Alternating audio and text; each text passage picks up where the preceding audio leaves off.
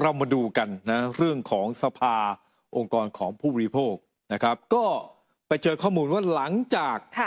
นะครับที่ประชุมคณะรัฐมนตรีเมื่อ 20 กุมภาพันธ์ที่ผ่านมามีมติเห็นชอบกรอบวงเงินเพื่อจัดสรรเงินอุดหนุนรายปีนะครับแล้วก็เป็นการจ่ายขาดด้วยนะครับเป็นการจ่ายขาดให้แก่สภาองค์กรของผู้บริโภคนะครับงบประมาณรายจ่ายประจำปีงบประมาณ2568จำนวนทั้งสิ้นเนี่ย360 ล้านนะครับกับอีก 100,000 บาทตามมาตรา 16 แห่งพรบจัดตั้งสภาองค์กรของผู้บริโภคพศ2562ตามที่สำนักปลัดนะครับสำนักนายกรัฐมนตรีเสนอเพื่อให้สปน.นะครับนำไปจัดทำคำของงบประมาณเพื่อจัดสรรเงินอุดหนุนเป็นรายปีแบบจ่ายขาดให้แก่สภาองค์กรของผู้บริโภคในคำของงบประมาณรายจ่ายประจำปีงบประมาณ2568ของสำนักนายกเนี่ยนะครับสำนักปลัดนายกเนี่ยนะครับโดยมตินี้ก็ระบุชัดเจนนะว่าสำนักงบประมาณเนี่ยจะมีการพิจารณาตามความจำเป็นและวงเงินงบประมาณรายจ่ายประจำปีตลอดจนศักยภาพและความสามารถในการใช้จ่ายงบประมาณต่อไปและเห็นควรให้นะครับ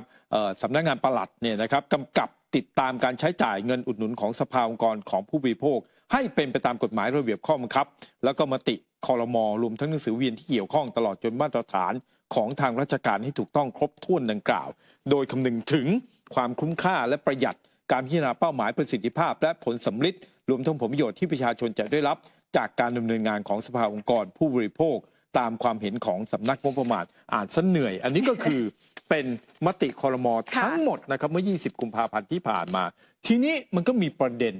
นะว่าตกลงแล้วเนี่ยนะครับไอ้เงินที่ว่านี้เนี่ยมันจะยังไงแบบไหนกันการดำเนินงานของนะครับสภาองค์กรของผู้บริโภคเนี่ยสภาพัฒนาการเศรษฐกิจสังคมแห่งชาติหรือสสช.ก็มีข้อเสนอแนะนะครับขอเรียกสั้นๆว่าสภาผู้บริโภคกันละกันผมเรียกเองนะบอกว่าขอแนะให้สภาองค์กรผู้บริโภคเนี่ยนำไปพิจารณาดำเนินการเกี่ยวกับการใช้งบประมาณเพื่อให้เกิดประโยชน์สูงสุด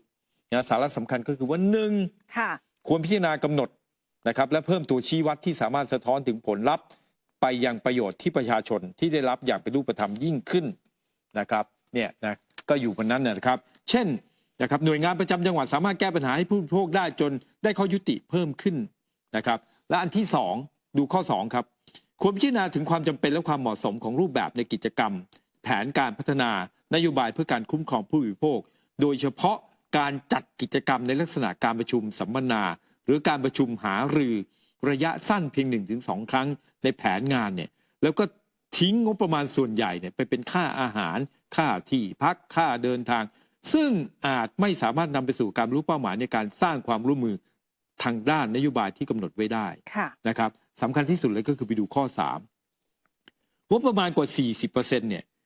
กลายเป็นว่าไปสนับสนุนการดำเนินงานในแผนงานสนับสนุนสมาชิกหน่วยงานประจำจังหวัดหน่วยงานเขตในพื้นที่โดยเป็นการเพิ่มจำนวนสมาชิกและหน่วยงานในพื้นที่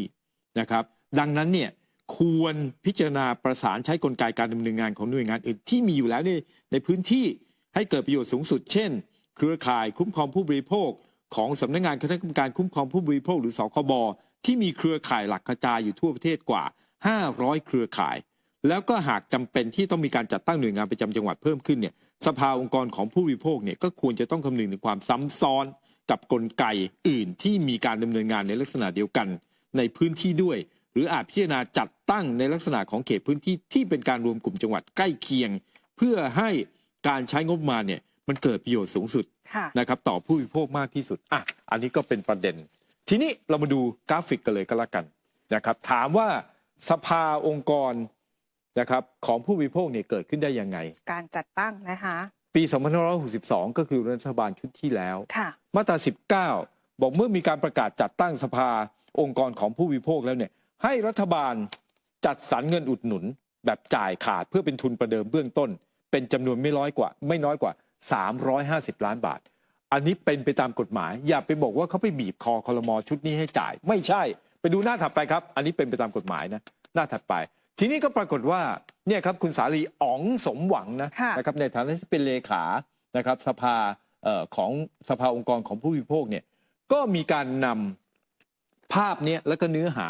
นะครับที่เธอได้ไปรายงานต่อสภาผู้แทนราษฎรเมื่อวันที่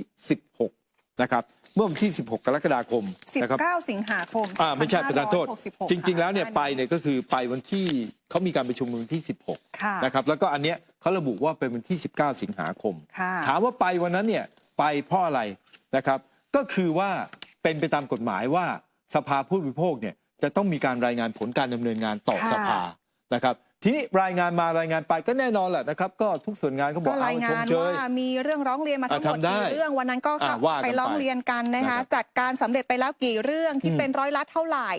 คุณสารีเองก็ไปรายงานนะคะครับทีนี้มันก็มีประเด็นว่าสสนะครับที่อยู่ในสภายกตัวอย่างเช่นคุณอนุสรณ์เอี่ยมสะอาดจากพรรคเพื่อไทยนะครับ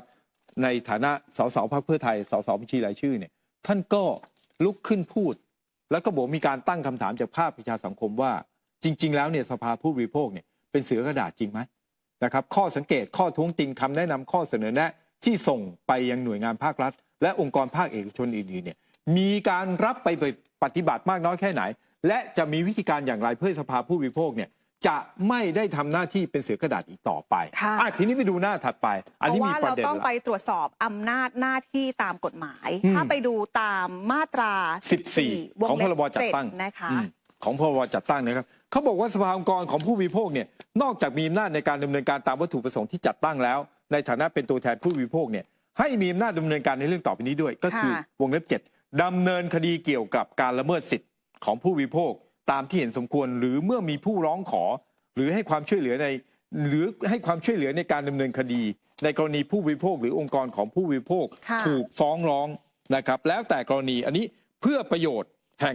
ห่งการนี้เนี่ยให้มีอำนาจประนีประนอมยอมความได้ด้วยนั่นหมายความว่าไงหมายความว่า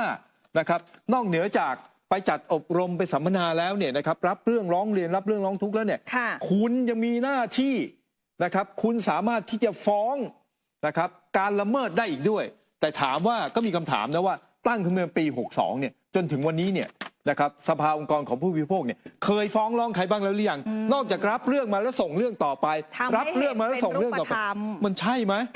มันใช่แค่นี้หรือเปล่านะครับถามว่าทำไมอะไรยังไงแบบไหนนอกเหนือจากพรบการจัดตั้งแล้วเนี่ยไปดูข้อบังคับของ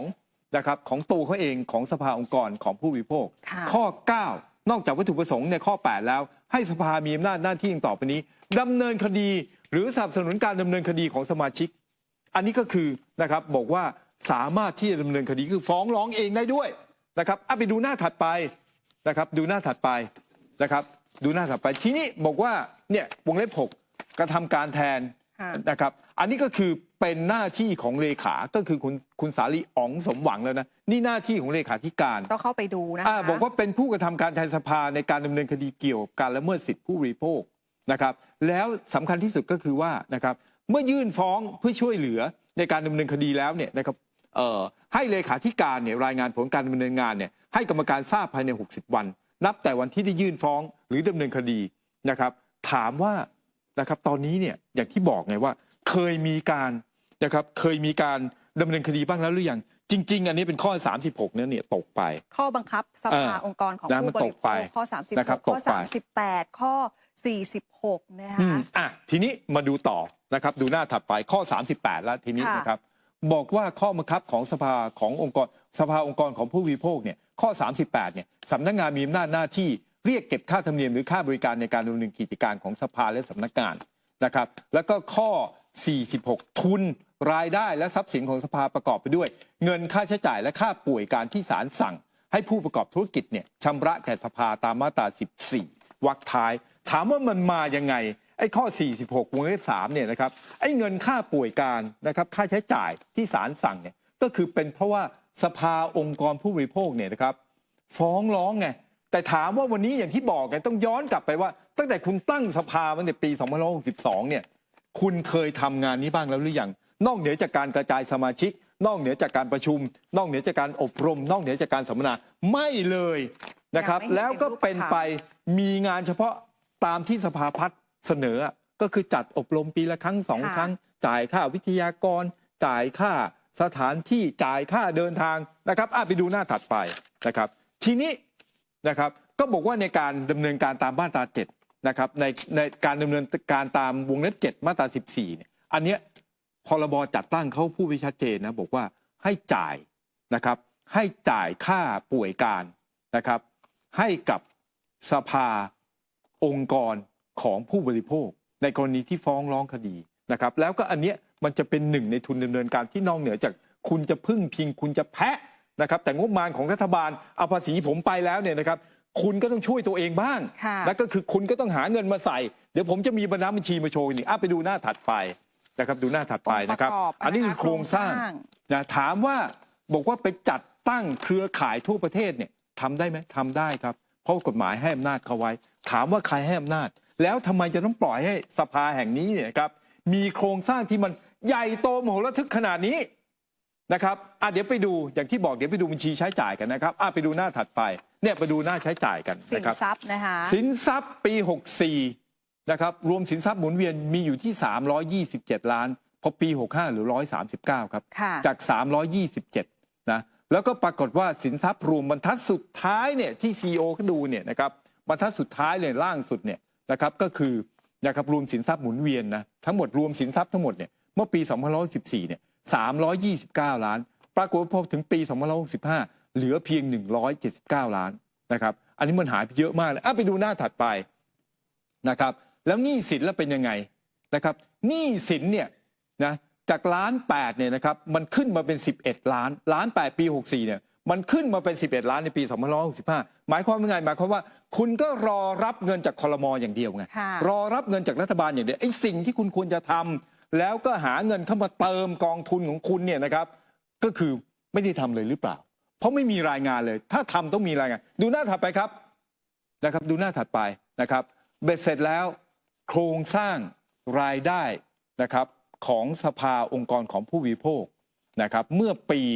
2565นะ30 กันยายนเนี่ยมีรายได้